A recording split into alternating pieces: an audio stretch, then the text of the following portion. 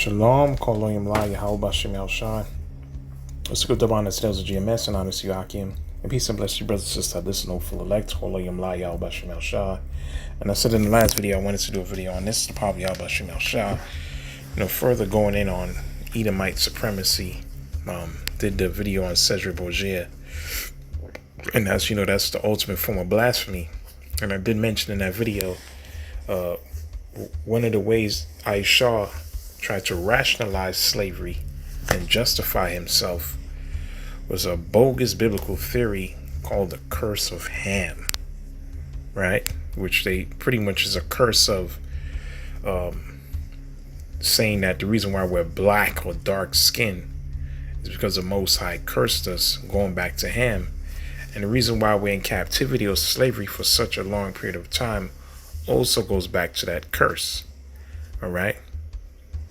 That's pretty much the pretext behind that theory, man, which is completely false. Completely false, man. First of all, it was not the curse of Ham. It was the curse of Canaan. And we're not Canaanites, you Negroes, okay?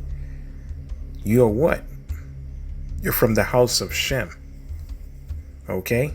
We're the biblical Israelites. That's what we teach. You Negroes, Hispanics, and you Native Americans.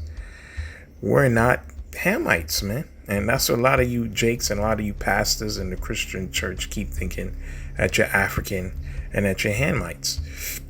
We always used to bring out, the world leading Bible publisher on the planet Earth, the Zondervan. And in a compact dictionary, they tell you that. Matter of fact, let me see if I can pull that quote. We did videos on similar lessons to this. But the Spirit, get on to go on this again because it all ties into history. But let me get, I said I was going to see if I can find this quote. See if I can find this on the Zondervan Compact Bible Dictionary. Their definition for who are the Hamites. Okay, let's go to it. Page 96. It says Ham, the youngest son of Noah. No, not page 96. This is on the Compact Bible Dictionary. It says Ham, the youngest son of Noah, born probably 96 years before the flood, and one of the 8 persons to live through the flood. He became the progenitor or the father of the dark races, not the Negroes. So they know that you're not no Hamite, man. But the Egyptians, the Ethiopians, the Libyans, the North Africans, and the Canaanites, which also became the biggest, which, goes into them Southern Africans, and pretty much the biggest out of those Hamitic tribes are the Canaanites, which is also dwelling in the land at that time. That's why it was called the land of Canaan, Israel, before we took it over. Because the Canaanites were dwelling there. And they got cursed. And we're going to go to what that curse is today. Had nothing to do with, matter of fact, to show you the authors of that time, during what they call antebellum, the period before the Civil War, during the 1700s, Aisha was using this theory to justify his evil deeds, man. Okay, saying, the reason why you in captivity is because your forefather Ham got cursed, and that's the reason why you're black, right? God cursed you with that skin. Even though, oh man, even though the Israelites are people of color, even though Moses passed for an Egyptian, right? Moses passed for an Egyptian. Moses was born in Egypt.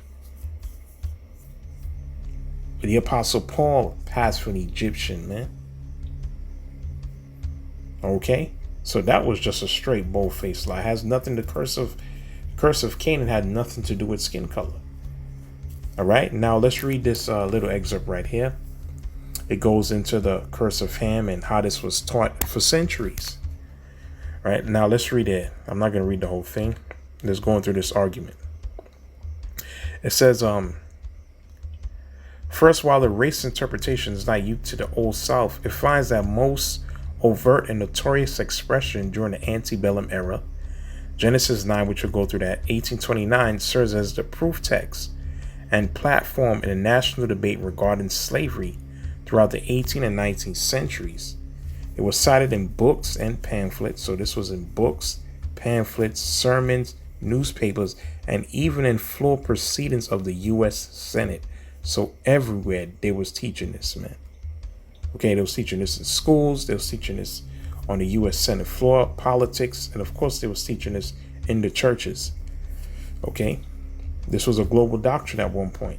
It says a state senator, William Smith from South Carolina, is recorded as saying this very African race, which were not African. Okay, Africa was just the middle passage. We didn't start there and we wouldn't end up there. Yeah, we have some of our people that's still scattered there. All right. But we're not African. We're not the sons of Ham. We're the sons of Shem. And we ran down into Africa. We did videos on this before. The north and eastern part of Africa. And then we later on met up in the west. The Jews had a lot of strongholds in Egypt. And Cyrene, when you go to Acts 6 chapter with Stephen. The Jews came from Libya. So we were always in Africa, man. But there was a separation. All right. Not everybody that's dark skinned is the same people, man. That's why we read the Zondervan Compact Bible Dictionary quote. But let's read on. He says, this very African race are the descendants of Canaan, wrong, and are still expatiating in bondage and curse upon themselves and their progenitors. So this is a lie, man. But this is what they was teaching on the Senate floor. And it said both abolitionists and pro-slavery advocates used the curse of Ham to argue whether slavery was socially acceptable, morally justified, and biblically warranted. Okay, so this was their justification for chattel slavery. They're saying that this was the prophetic fulfillment of that, us coming on this side of the world, by saying that we are underneath the curse of Ham. Oh, man. Right? So the curse of Ham had nothing to do with skin color, first and foremost. Let's get the precept. And if we're going to talk about captivity or slavery, which that is the curse of Canaan, and that's why the Israelites was justified from taking the land from the Canaanites, because of what Ham did to his father Noah. Let's get the precept, Genesis 9:27. Let's get it. So it wasn't just slavery. It was justification of taking the land. Yes, and putting them in bondage as well. And if we're going to talk about slavery, the Israelites were the most enslaved nation ever. Before I read Genesis 9:27, let's prove that. Let's get Daniel chapter 9, verse 11. And let me get first Maccabees, and then I'm going to jump to Genesis 9:27 to prove that, man. So the curse of Ham is not the curse of Ham, it's the curse of Canaan. It had nothing to do with skin color, because the Israelites are people of color.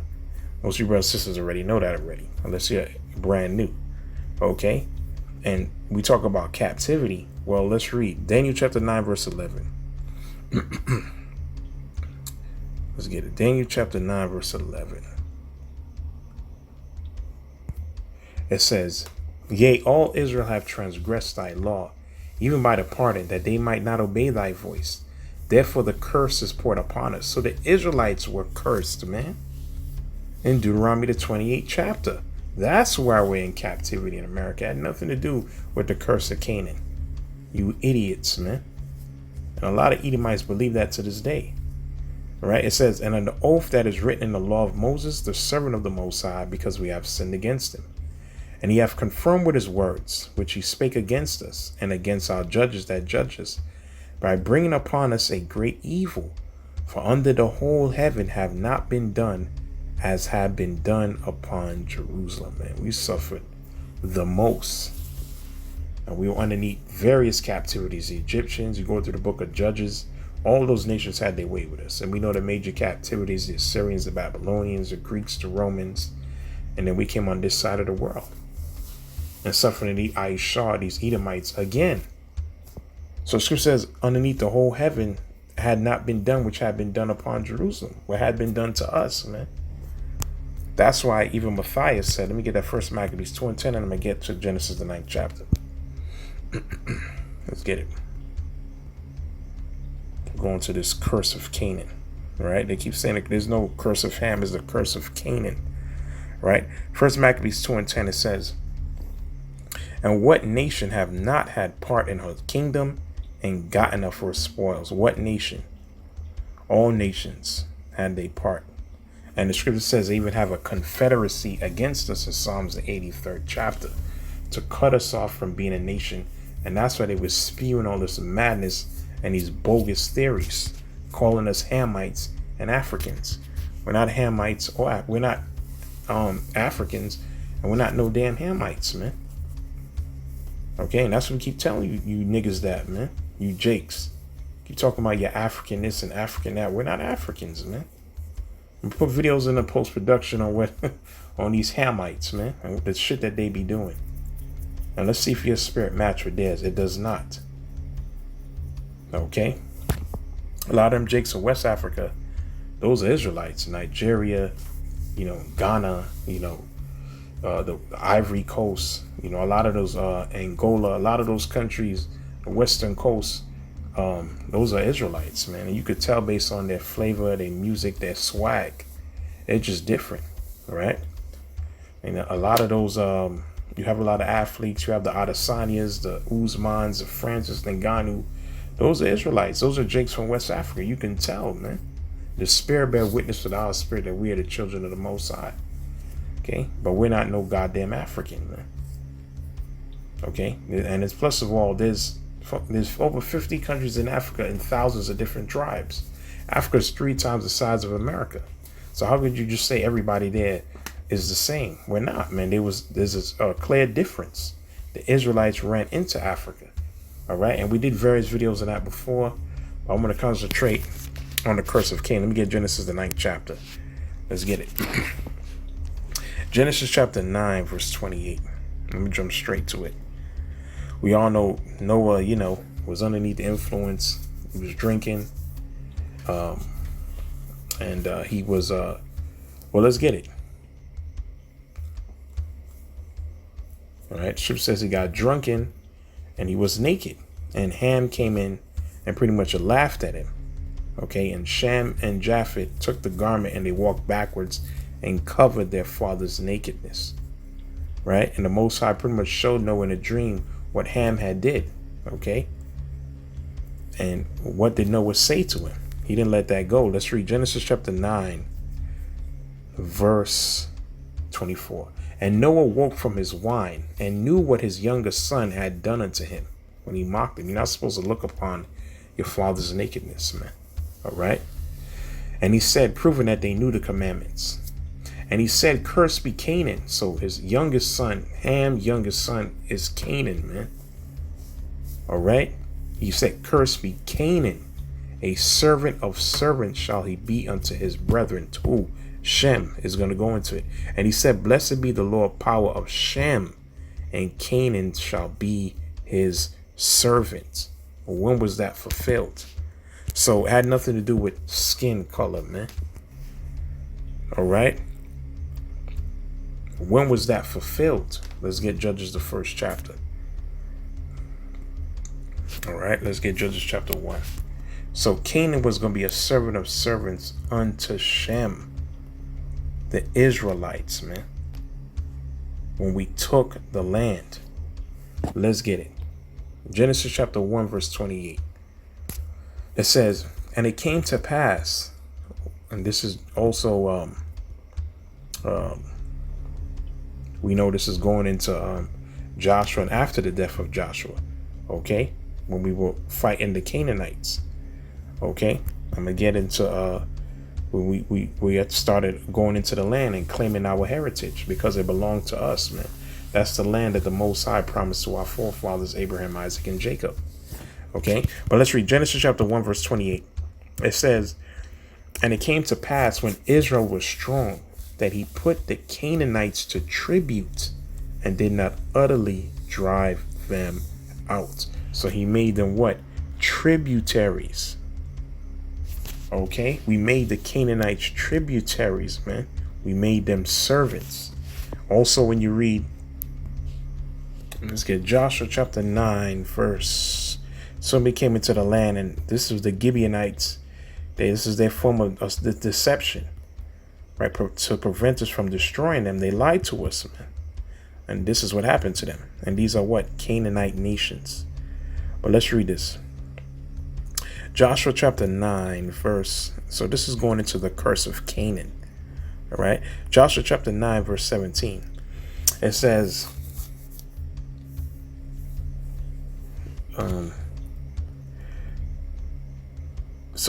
verse 15, and Joshua made peace with them, who? The Gibeonites, and made a league with them to let them live. And the princes of the congregation swear unto them, because they deceived us. Okay.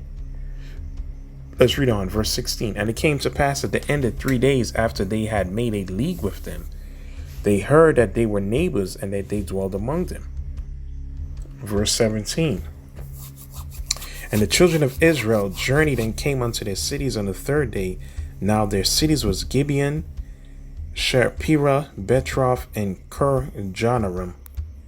Right? So I think these are the children of Hivites, which they're all Canaanites. Right? They say, oh, we don't dwell here. We come from a far land. Pretty much the backstory, but they lied, man. Right? They were all inhabitants of the land. So they lied to us. Okay? And say, oh, we'll be your servant. We'll dwell peaceful among you. You know, we don't come from this place. So they lied. And the children of Israel journeyed and came unto their cities on the 3rd day. Now their cities, yeah, I read that already, verse 18. And the children of Israel smote them not. So they found out that you people dwell here in these cities. And the children of Israel smote them not, because of the princes of the congregation had swore unto them by the Lord power of Israel. And all the congregation murmured against the princes. But all the princes said unto all the congregation, we have sworn unto them by Yahweh Shemel Shah, power of Israel. Now therefore we may not touch them. This we'll do to them. We will even let them live, lest wrath be upon us, because of the oath which we swear unto them. And the princes said unto them, let them live, but let them be hewers of wood and drawers of water unto the congregation, as the princes had promised them. And Joshua called for them, and he spake unto them, saying, wherefore have ye beguiled us? You tricked us, saying, we are very far from you. See, oh, you guys come from a far land. You said you guys lied when he dwell among us, you inhabitants of this land. But they didn't want it to be destroyed. So that's why they came up with that lie and deception. Now therefore ye are cursed, and there shall none of you be freed from being bondmen and hewers of wood and drawers of water for the house of my power. So they were what? That's that yoke of bondage or servitude to the Israelites. This is the curse of Canaan. And we also read in Judges 1:28 that they were tributaries, the ones that weren't completely destroyed or driven out. This is the curse, man. Okay? This is the curse. And nothing to do with skin color, and had nothing with us coming to this side of the world in bondage. That has nothing to do with the curse of Canaan, period. And this was also mentioned in the book of 1 Kings chapter 9 verse 21. And when you go into the backstory of Canaan, nobody liked the Canaanites, man. Even his own brethren, the Egyptians, the Cushites, nobody liked the Canaanites because of their practices. And they enlarged their border as well. They were greatly hated. And we're going to go into some of their practices as well, why the Most High said, have no dealings with the Canaanites, and to completely drive them out. And like I said, I'm going to see if I can show some videos in the post-production on them nasty-ass Africans and the shit that they doing. The same thing they did back then is the same thing they're doing today. And amongst a lot of them tribes, man. And you Israelites, you will never do that. You can't put your head up a cow's ass, drink blood, raw meat. Right? They were the first homosexuals when you go into Sodom and Gomorrah. Scripture says they were merciless murderers of children. Those Canaanites, those are all Canaanites' gods, Baal and Molech. Those are their practices. But let me read 1 Kings chapter 9 verse 21. It says, the children that were left after them in the land whom the children of Israel were not able to destroy, upon the Sodom and Levy a tribute, bond service. No, let's read up. 1 Kings 9:19. And the cities of store that Solomon had, and cities for his chariots, and cities for his horsemen, which Solomon desired to build in Jerusalem and Lebanon, and all the land of his dominion. And all the people that were left are the Amorites, Hittites, Perizzites, Hivites, and the Jebusites, which were not of the children of Israel. These are Canaanite nations. Their children that were left after them in the land, whom the children of Israel also were not able to utterly destroy, upon these did Solomon levy a tribute of bond service until this day. But of the children of Israel did Solomon make no bondmen. Okay, so that was the curse of Canaan. So that whole theory and that doctrine got cut. Right? That got cut, man. It has nothing to do, like we said. So all these, and it's crazy how you, Jake, still follow Christianity today, because all this was being taught. How could you follow religion, man, that teaches that your people were inferior and that they were justified in doing the things that they did to us, man? The inhumane things they did to us, man. They had doctrines to support that. And they gave you that white image. But Jake still follow it. And like we were reading before, the Most High wanted us to have no dealings with the Canaanites. Okay? Let me get that in what did Sirach say? Let's get that. Sirach chapter 50, verse 26. Let's get it. Sirach chapter 50, verse 26. Right? The Most High was justified in what we did to the Canaanites, because we're going to read some of their practices now. Sirach 50, verse 26, he says, let's start verse 25. There be two manners of nations which my heart abhorreth or hate, and the third is no nation. They that sit upon the mountain of Samaria, and they that dwell amongst the Philistines. And that foolish, which the Philistines are Hamites, right? They come out of the Egyptians. And that foolish people that dwell in Sikkim, all right, which that was also a Canaanite city, a foolish nation, because Solomon also wrote about them. We read Wisdom of Solomon, the 12th chapter. Let's get a little backstory on it. Wisdom of Solomon, chapter 12. I'll go to 14 as well.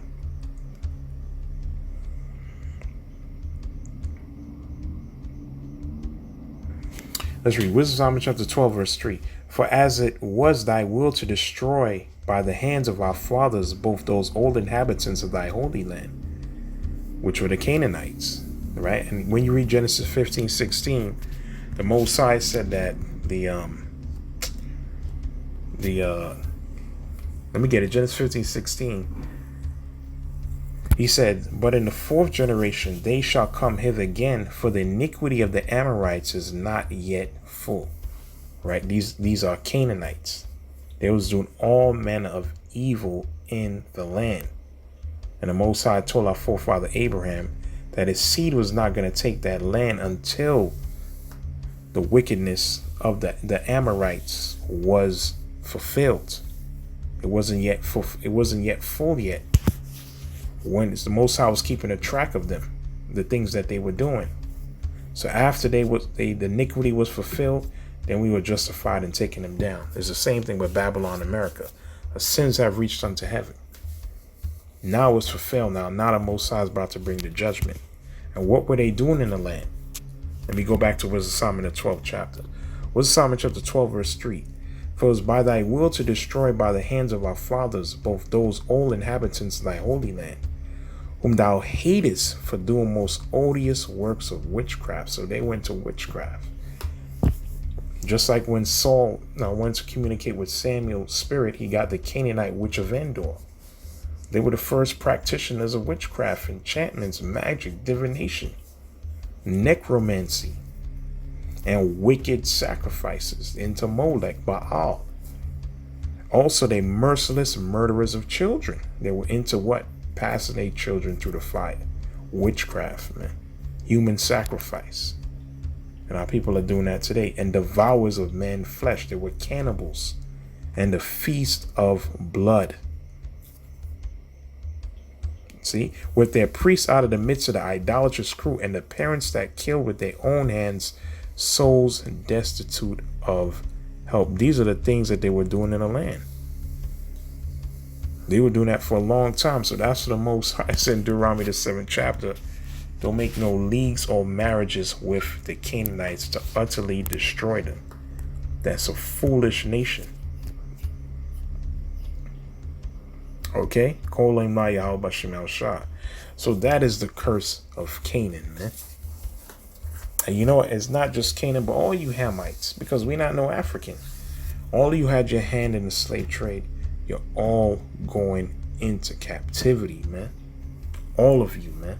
The scripture says, "Ye Ethiopians also, you shall also be slain by the sword." Matter of fact, what did Joshua do to the Canaanites? Let me get that. Joshua chapter 10, verse 24. I'll probably one more precept to close this out to the Pavi out by Shem Shai. Let's get it.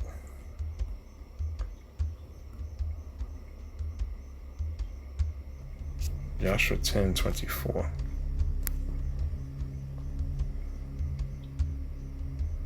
What did he do to them? The 5 kings. Joshua chapter 10, verse 22. And then Joshua said, "Open the mouth of the cave and bring out those 5 kings out of the cave." These are Canaanite kings. And they did so, and brought forth these 5 kings unto him out of the cave.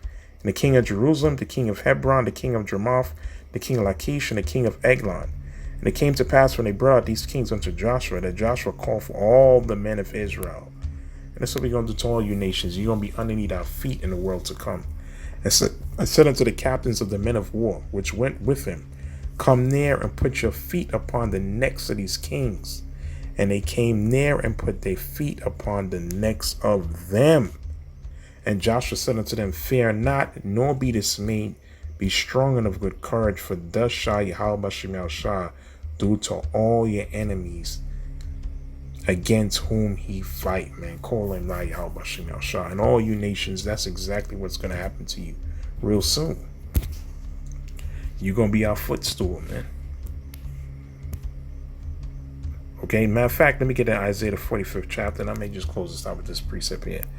Isaiah chapter 45.